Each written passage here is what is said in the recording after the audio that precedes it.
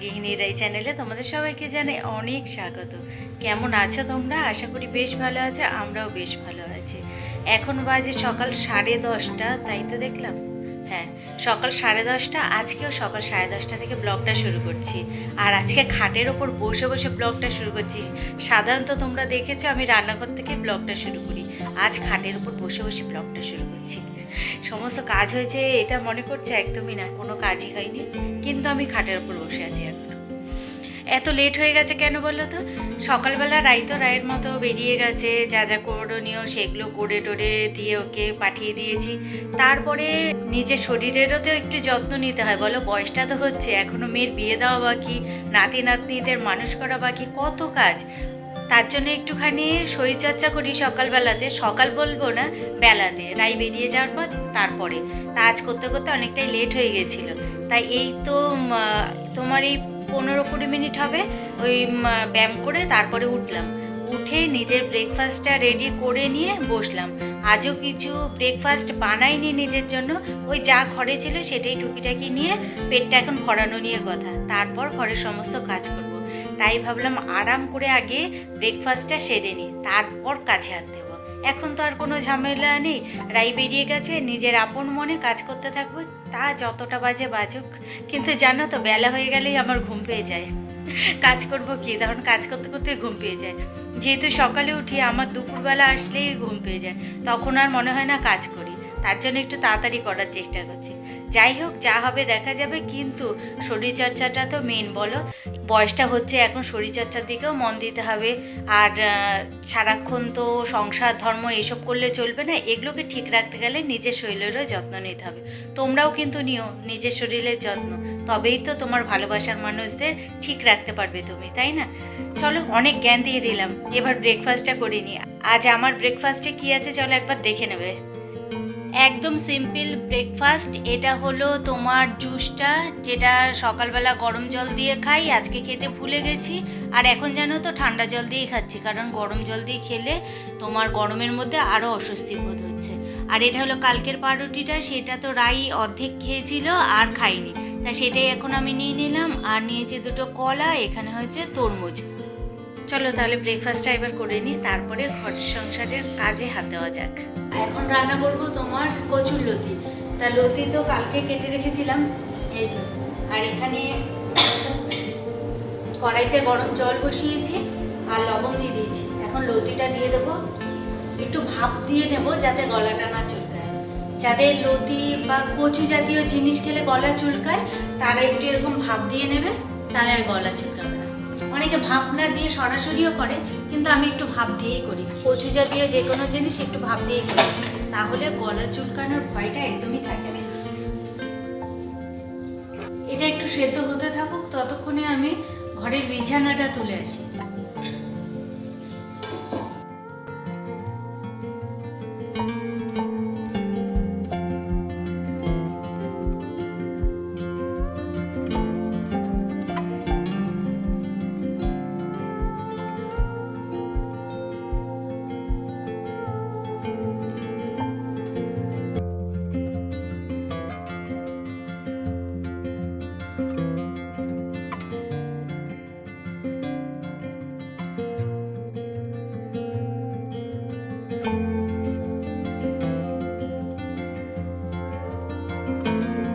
আজকে জানো তো খুব হাওয়া দিচ্ছে, বাইরে প্রচণ্ড হাওয়া আছে। এই দরজাটাকে আমি খুলে রাখতেই পারছি না হাওয়ার জন্য।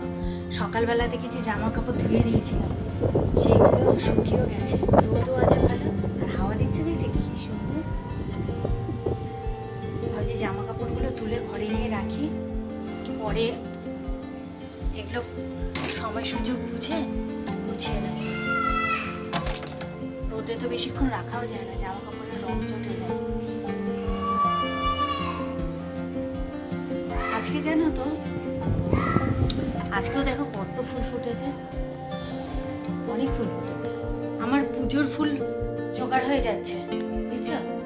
কি করলো মাথার অবস্থা, হাওয়াতে চুলটা কেমন পাগল পাগল হয়ে গেল। আজকে মনে হয় জানো তো বিয়ের তারিখ আছে। সকালবেলা দেখছিলাম সানাই বাজছিল, আবার এখন দেখছি সমানে জোগাড় পড়ে যাচ্ছে। শুধু যদি জোগাড় পড়তো তাহলে বুঝতাম যে পুজো পার্বণ কিছু একটা আছে, সেগুলো হচ্ছে। কিন্তু সকালবেলা যেহেতু সানাইটা বেজেছে, আমার মনে হয় কোনো বিয়ে শাদী আছে, জানো তো। এবছর বলবো না আর কি, এই বৈশাখ মাসে একটাও বিয়ে খাইনি, একটাও বিয়ে পড়েনি। কি করে খাবো বলো, একটাও নেমন্তন্ন আসেনি, এর জন্য আর হয়নি খাওয়া। আজকে বাংলা মাসের কত তারিখ কে জানে? বিয়ের তারিখ আছে মনে হয় আজকে। বাংলা মাসের কোনো খোঁজ খবর নেই, শুধু ইংলিশটাই জানা আছে, বাংলার কোনো খোঁজ খবর নেই গো। কোথা দিয়ে মাস পড়ছে, কোথা দিয়ে মাস যাচ্ছে ভগবান জানে। আর এদিকে আমি বসিয়ে দিচ্ছি এখন তোমার চিংড়ি মাছ ভাজা। রুটিটা আজকে করবো চিংড়ি মাছ ভাজা দিয়ে, তার জন্য দিয়ে দিলাম তোমার সর্ষের তেল। ও ভালো কথা, আমাদের দেশের প্রধানমন্ত্রী বলেছে তেল কম খরচ করতে, তেল কম খেতে, কিন্তু সেটা কি মানা যাচ্ছে? আমি অবশ্য তেল কম দিয়েই করি, যতটা পারি চেষ্টা করি। চলো এবারে মাছ ভাজাটা বসিয়ে দিই।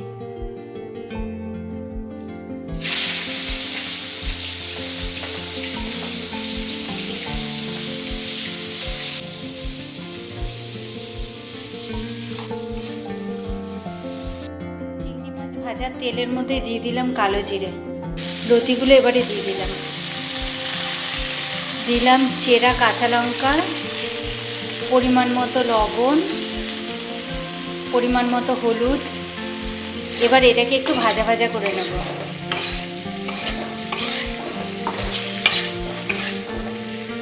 লতিটাকে দেখো ভালো করে ভেজে নিয়েছি। এবার এর মধ্যে দিয়ে দেবো চিংড়ি মাছটা।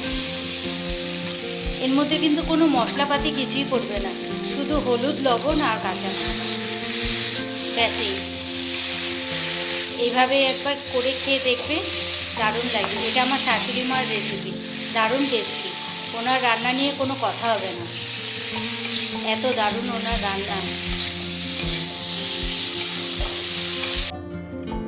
কার কার বাড়িতে আমের আচার হলো গো? আমাদের বাড়িতে এখনো হয়নি, তবে আজ করবো আমের আচার। নিয়েছি আম বের করে, এই দেখো 5টা আমের আচার করব। বেশি আচার করব না, 5টা আমের করব। তারপরে আজকে করব চিনি দিয়ে আচারটা, তারপরে এটা খাওয়া শেষ হয়ে গেলে তারপরে করব গুড় দিয়ে আচার। আজকে চিনি দিয়ে করব। চলো আচারটা ফটাফট বানিয়ে নিই।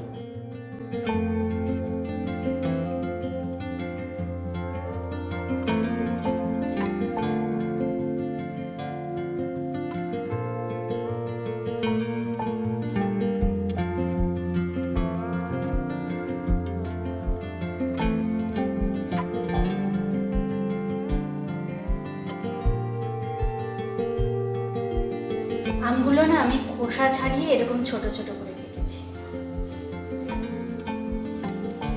এগুলো একটুখানি ভাপিয়ে জল ফেলে নিয়েছি, কারণ তোমার টকটা তাহলে চলে যাবে কিছুটা, আর তাতে চিনিটা কম লাগবে।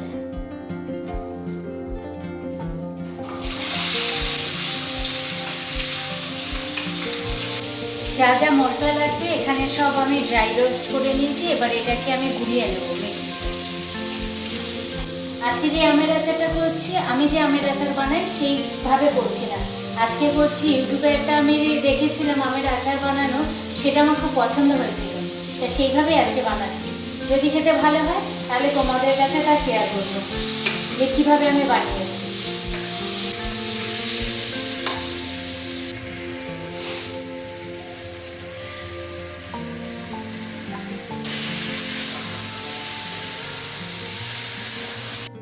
আমের আচারের কালারটা কি দারুণ এসছে না? আর গন্ধটাও ভালো বেরিয়েছে, যেহেতু মশলা পড়েছে ওই ড্রাই রোস্ট করা মশলাগুলো, এই জন্য গন্ধটাও ভালো বেরিয়েছে। আর এটা কালকে খেয়ে তারপর তোমাদেরকে বলতে পারবো যে কেমন হয়েছে। এখন তো গরম, এর জন্য এখন খেলেও স্বাদ পাওয়া যাবে না। আচার তো 1-2 দিন রেখে খেলে বেশি স্বাদ হয়। কালারটা কেমন হয়েছে বলো? দারুণ না?